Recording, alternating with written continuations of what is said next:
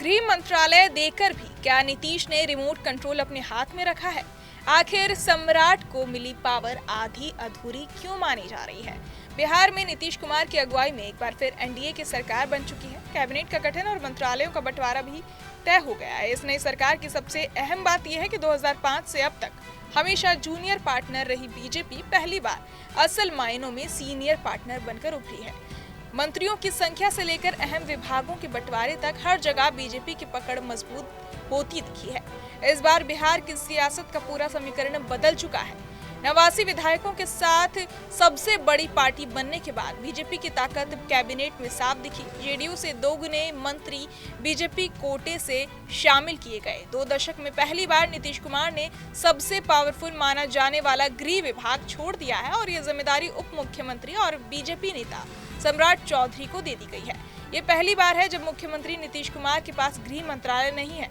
हालांकि जेडीयू ने गृह विभाग तो बीजेपी को दे दिया, लेकिन पूरा नियंत्रण अपने पास रखा है। सामान्य प्रशासन विभाग GAD नीतीश कुमार ने खुद के पास रखा है और इसी विभाग में IAS, IPS जैसे अधिकारियों के ट्रांसफर, पोस्टिंग से लेकर नियुक्ति व अनुशासनात्मक कार्रवाई तक के सभी अधिकार आते हैं। इसी वजह से गृह विभाग सौंपने के बावजूद प्रशासनिक पकड़ पूरी तरह नीतीश के हाथों में बनी हुई है।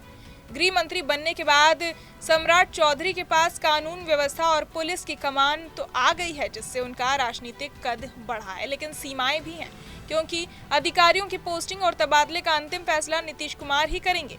यानी प्रदर्शन का दबाव सम्राट पर होगा, लेकिन सिस्टम का रिमोट नीतीश के पास रहेगा।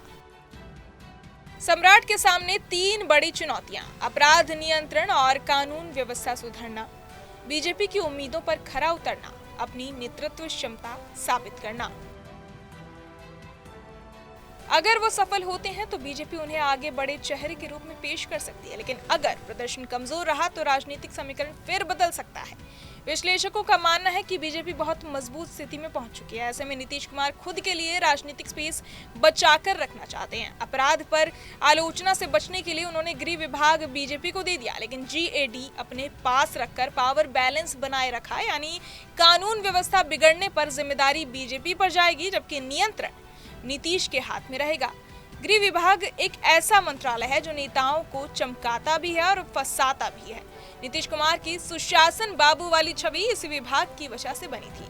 अब यही विभाग बीजेपी और सम्राट चौधरी की सबसे बड़ी परीक्षा होगा। बिहार एक ऐसा राज्य है जहां बीजेपी अब तक अपना मुख्यमंत्री नहीं बना पाई है। इस बार सबसे बड़ी पार्टी बनने के बाद उसका लक्ष्य साफ है, धीरे धीरे सत्ता पर पूरा नियंत्रण। सम्राट चौधरी को डिप्टी सीएम के साथ गृह विभाग देकर बीजेपी भविष्य का सीएम चेहरा तैयार करने की दिशा में कदम बढ़ा रही है।